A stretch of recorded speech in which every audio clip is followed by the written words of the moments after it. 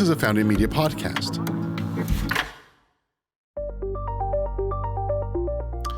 Welcome back to From Tanks to Teleportation, a podcast where we explore the intersection of technology, business, and national security with leaders of the Defense Innovation Unit, which is part of the U.S. Department of Defense. I'm your host, Dan Dillard, and as always, I'm joined by my co-host, Zach Walker, the Texas lead for the DIU. Today, we have a very special guest on our show, the man, the myth, the legend, Jamie Hyneman. You probably know him from his work as a special effects expert on the TV show Mythbusters. But there is so much more to him than that. In this episode, we dive into his history, which has ranged from being a chef to boat captain and even a pet store owner. We also hear from Jamie about where he thinks the future of defense technology is heading and how he thinks the private and public sectors need to get better at working together. Today, it's blowing stuff up for defense innovation. Let's get to our conversation. Jamie, thanks so much for being with us today. So while most people know you for some of the notable work that you've done, I'm really intrigued to talk to you about and learn more about your background, the work that people may not know about. As I was looking into some of your backstory, I was blown away by some of the things that you've done, what I was learning, from hitchhiking as a kid all over the country to having a degree in Russian linguistics to honorary doctorates that you received. I mean, just wow. Then I read about your career when you're going from boat captain to survival expert to chef and everything in between. Well, I grew up in the Midwest, and my parents were of a somewhat conventional background. And in the Midwest, that means do what you're told and don't talk back. And they had issues with me not paying attention to that. And it was in the 60s, and, hippies and long hair and, VW vans painted with flowers and lots of pot and all that kind of stuff. And so it sort of was formative for a lot of stuff that happened later. My mother, being a librarian, did her homework, and she looked around. She found a survival training school in Wyoming, and they said, "You make it through this. Next time you want to take off for the summer, we'll at least know that you have some official kind of ability to take care of yourself." And, well, that was pretty by smart. the way, you take the family car this time. So, Jamie, it's a huge pleasure to have you on From Tanks to Teleportation. If you could talk a bit more about how you went from that pretty remarkable background to getting into special effects and getting into this love of experimentation and science and technology that we all know about you today. So I made lists. I researched it. I went to the library. These were days before the internet. And, assigned pluses and minuses to all potential choices that I had. And I found, just purely artificially that way, that effects was the choice for me, because it was creative, but creative over a wide potential range of different types of things. It had a lot of reach. Like if you were wanting to do creative stuff, let's say you're going to be a sculptor, what are you going to do? Make a sculpture and set it on a stump next to a wall or something, or it's like if you're making movies, millions and millions of people may see them, and so you're working with a wide variety of different situations and people. It just ticked off all the boxes. It wasn't routine oriented. And by the way, one of the things that you didn't mention was that right after high school, I had bought a pet store. My father had come home with a dog collar for the dog and found that the local pet store was up for sale. And I had a little inheritance, a few $1,000s from my mother having died just before that. And so I bought that pet store. And I eventually learned that I didn't like routines. It was like in that kind of thing, you never get away from it. You got all these animals, pissing and shitting and killing each other and dying, and,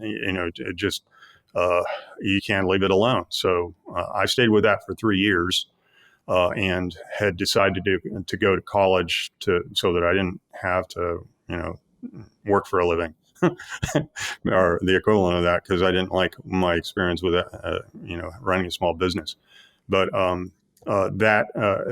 jumping to filmmaking, being able to have a flexible routine or a flexible way of living that wasn't routine oriented was what I thrived on. And that's what I wanted. So I got into film effects work. Same drill, made lists, was methodical about it. Started out cleaning, shops because I was handy and and hardworking. And shortly had my own shop because I kind of, I don't know, I had learned, this is actually another funny little story that goes towards how I approach things. I had reasoned that if I cleaned the shop, I would be the one that knew where everything was. And so that's a position of power. So because if the people there had to rely on you to be able to do their job because they couldn't find anything if you weren't there, then that's job security. And so I found all the work that I wanted that way. And when these special effects shops tend to come and go because it's an unreliable business. You're living or working from job to job and laying everybody off and rehiring. They tend to get a little success from a movie here or there, something lasts for a few years and then they go away. So my shop now is actually a kind of a composite of close to half a dozen of those shops that eventually went away. And I got I got their stuff, either bought it or was given to it because they didn't want it. And I managed to stay in business for long enough by doing prototypes like toy prototypes and other kinds of prototypes, as well as film effects work, anything I could do to get my hands on. And I kept my overhead down and diversified that way. The diversification actually in that environment was what led to landing Mythbusters, because as unlikely as it seemed at the time that I would be able to have a successful TV show, I took it on just as a matter of principle, because small businesses need to diversify if they're going to have any longevity. And sure enough, this landed. It was 1 in a million shot, but that kind of saved me from going the way of computer graphics, which is what all special effects virtually is now. Yeah, for sure. Yes, there's probably, I'm sure there's a lot of really creative work that is being done and is going on in their heads, but what are they doing? They're sitting staring at a monitor. And it's not physical. It's not out there experiencing it. Yeah, sure. It's there's something to be said for. We're inundated with all this technology, but I always remember that we, regardless of who we are, we live in the real world. We still have to eat. We still have to have a roof over our head and hopefully interact with other people and stuff like that. So there's more in the world than what you see on a TV screen. I see the thread of the not wanting to get in one compartment and just do all these various things and how that's led you down the path. I want to talk about the DIU and how you started working with the DoD and how, some of the experiences. One of the things that one of the program managers over at DIU had said about you is he's a true experimenter, prototyper. Here's a problem, and now we need to go solve it. You go out and future it out, not just theorize it, and you make it happen. So why is it important to get it off the computer and out of the lab and just go test things? Will you talk about some of the projects that you've seen with the work that you've done with DoD? Well, the thing that happened to me over all of this, all these various experiences, which were initially all over the map, but then as I got into the effects, I'd found my niche, as it were, and I stayed with that for decades. And then Mythbusters came along, and I ended up with the ability to make pretty much anything. It was almost like CG magic, where if I have the idea, I go in my shop and I have the thing. It's just a matter of time. I had had a good experience a couple of times working with the government throughout Mythbusters, and ended up doing some work for one of the 3-letter agencies, and it was nothing, no spycraft or anything like that. It was more concealment and delivery devices, let's say, that were relatively innocuous. I didn't need to know what they were for, but I enjoyed the work, and one thing led to another, and I ended up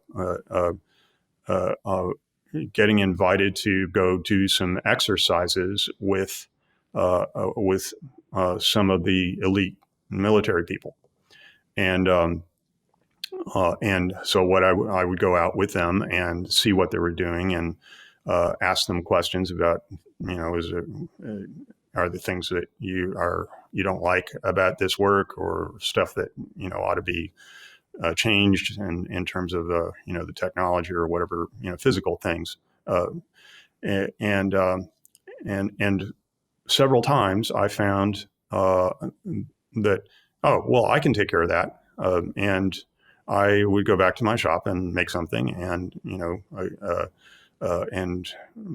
Bob's your uncle, where I became somewhat or fairly successful. I did some work with them that they thought was good, and has things that have moved on from there. The first one, I think, with that was something that these guys, if they end up having to board a ship, let's say it's in the middle of the night in open ocean, they have a long pole that has a grappling hook on it that they send up, and they may well be out in open seas that are, that mean that every couple of seconds the boat and them are airborne.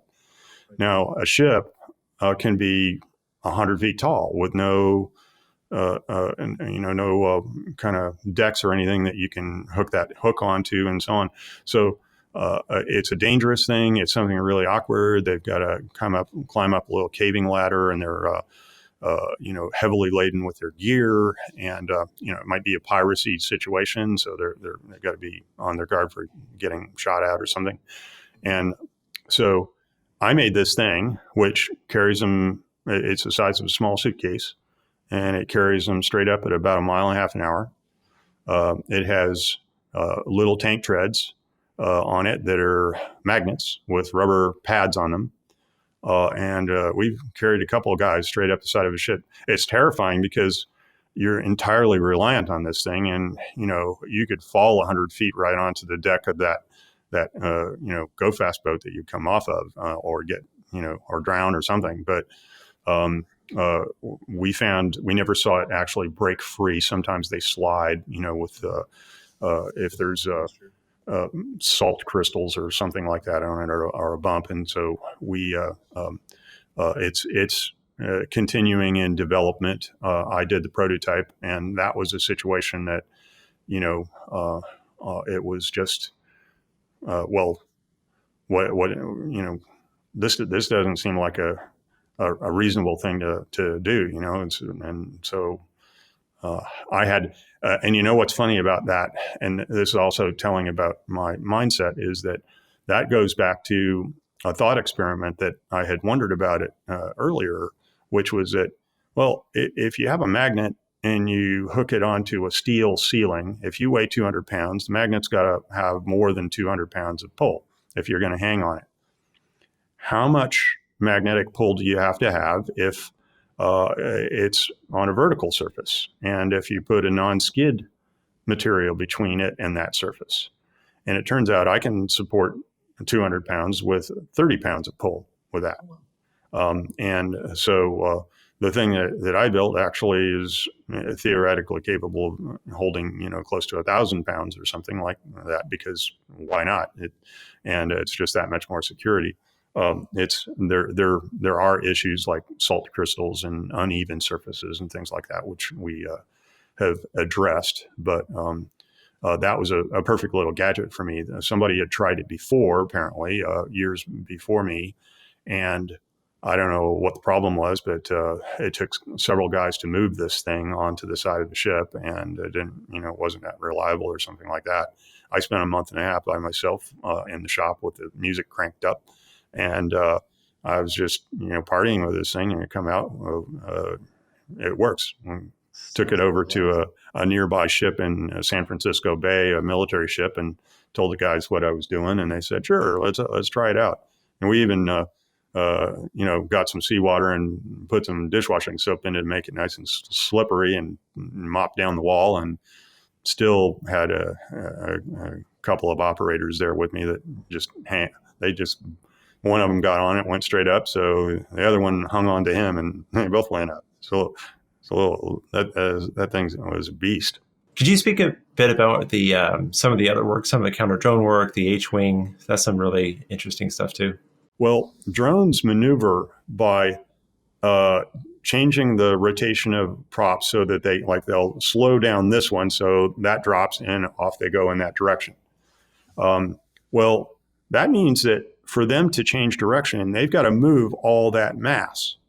Now, a little drone can just and it's gone. Big drone, not so much. You'll see they're kind of moving, and that's the way it works.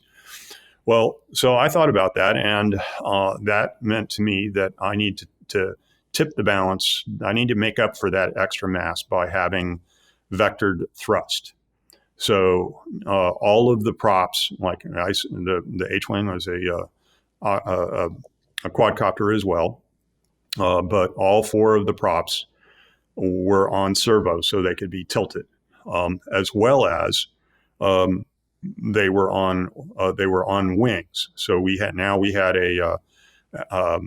a drone with, this was 4 wings, tandem wing design, 2 in the front, 2 in the back. And so it takes off with the wings vertical. So it does the VTOL thing like your standard quadcopter, but then when it gets airborne, it tips the wings and off they go. And so now we have much greater range because we're using the lift of the wings, greater speed. And we made the props fully blown, meaning the diameter of the blades on the motors were the same as the width of a wing or the length of a wing. And this thing is arguably the most agile aircraft ever designed. I mean, you have an Osprey that does that, but that's with 2 wings, and it's a big thing, and it's not made to, do aerobatics and stuff like that. This thing was. We built everything out of heavy duty carbon fiber tubing and whatnot, and structures that we made on it to reinforce it. It can come in at 100 miles an hour with the wings like this and go like that and stop like air brakes. It can do, barrel rolls and maneuvers so that are so aggressive. Its yaw authority is so aggressive that you need the autonomy because it's too agile for a human to control it. At least at its upper limits of its performance. I've looked at my work with the military as something that's, not only patriotic, but also, by and large, is making stuff that keep our side safe. Testing and prototyping is what you described is key to finding out what's possible. Many organizations that work with the DoD, they stick with the pen and paper and they propose technology solutions that way. So in your opinion, what things need to change to be more effective and efficient in bringing technology to the government? I think that's one of the things about DIU is that they will work towards negotiating about that if that's what they feel like will make for a more successful product and incentivize people. Because I think that's a lot of what DIU is about, is to try and find ways of keeping the defense up to date and whatever it takes, as long as it's ethical. Let's figure it out and stay with our near peers and others like that maybe don't have some of the same constrictions that we do. Yeah, you're spot on, Jamie. We learned pretty early on that to really get the best technology, we can't own it, right? We have to make sure the companies have the ability to commercialize it and market it and frankly profit on it. And that's really the key of being dual use. But there are many cases where, like you mentioned earlier, if it's something that is research and development done with the government, yeah, certainly the government does assert some kind of rights. But we really try to make it as negotiable as possible. If a company wants to just let the government use it, great.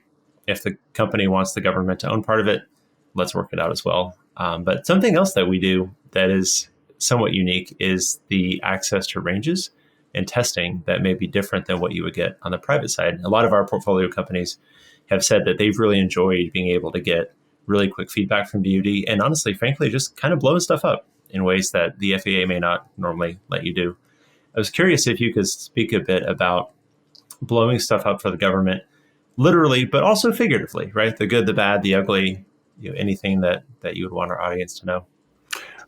Sure. Well, first up, the whole thing about blowing stuff up was it's what we got known for, but the reality of it is that it's kind of boring. I mean, first the thing is there, and then it's not there anymore, and we only really got to enjoy what was going on by using the high-speed camera afterwards, and inspecting the shrapnel or something like that. But other than it's not something that you see all the time. Hopefully, it's not that exciting for me. I have not done any blowing stuff up for DIU. I did do some for the Office of Naval Research in developing a new type of lightweight armor that was specifically designed to deal with a blast pressure reduction.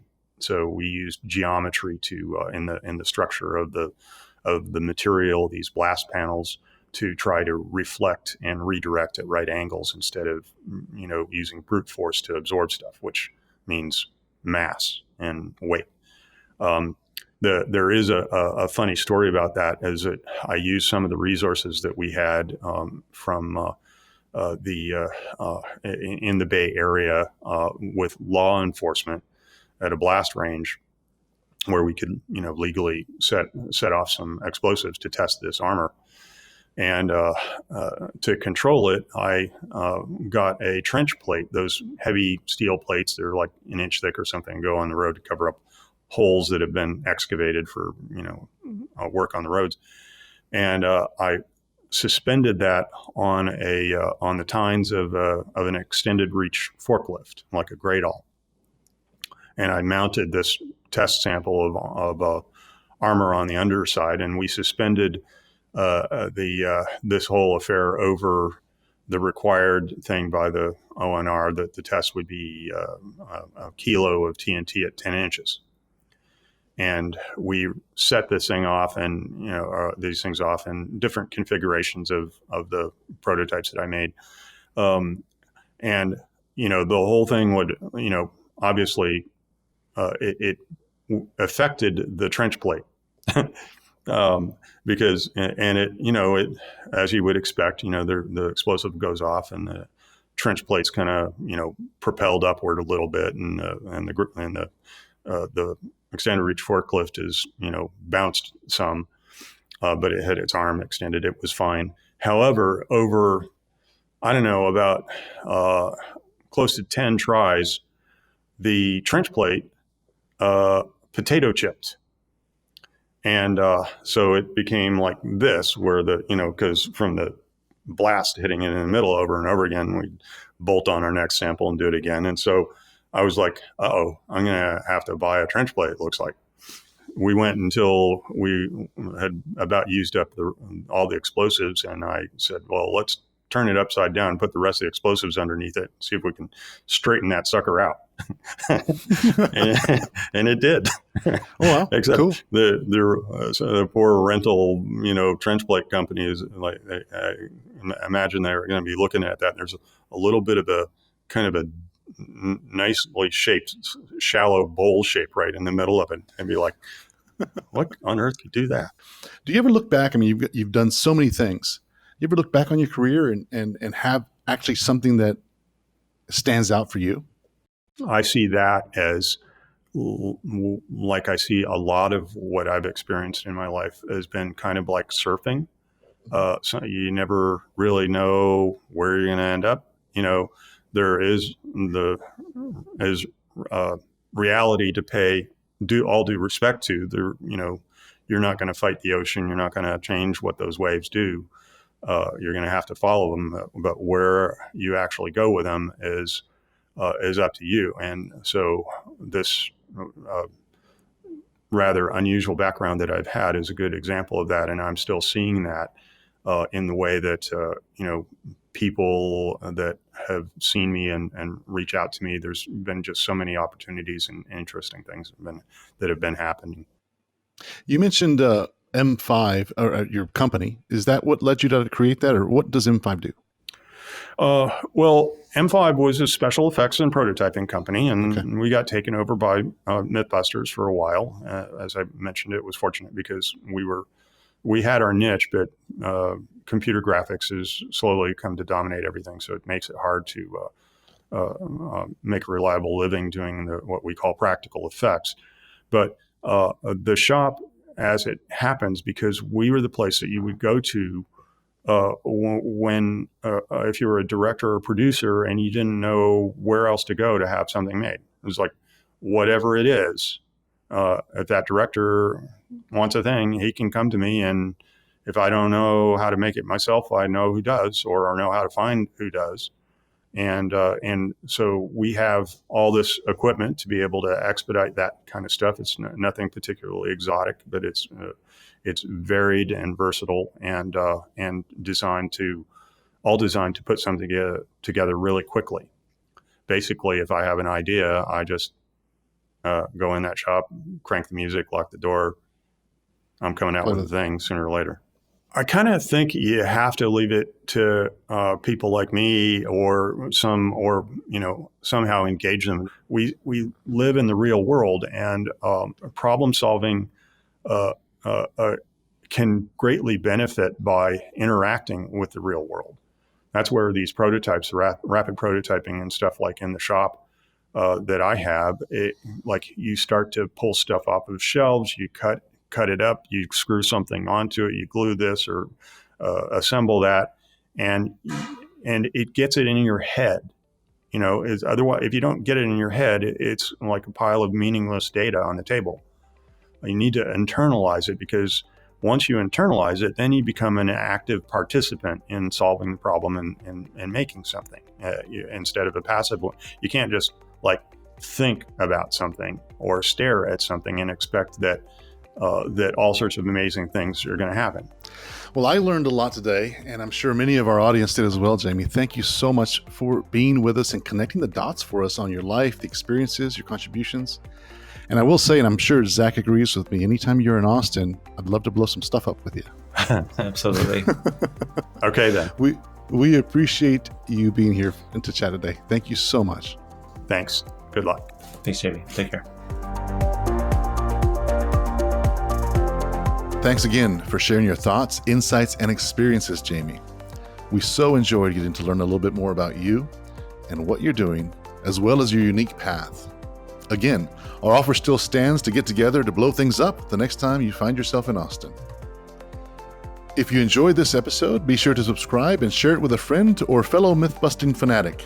And if you haven't already, be sure to listen to the previous episodes from Tanks to Teleportation to learn more about the exciting work the Defense Innovation Unit is doing. And Tanks to Teleportation is in partnership between the Defense Innovation Unit and Founding Media. It's created in Austin, Texas. To learn more about the DIU, please visit our show notes. Thank you for listening.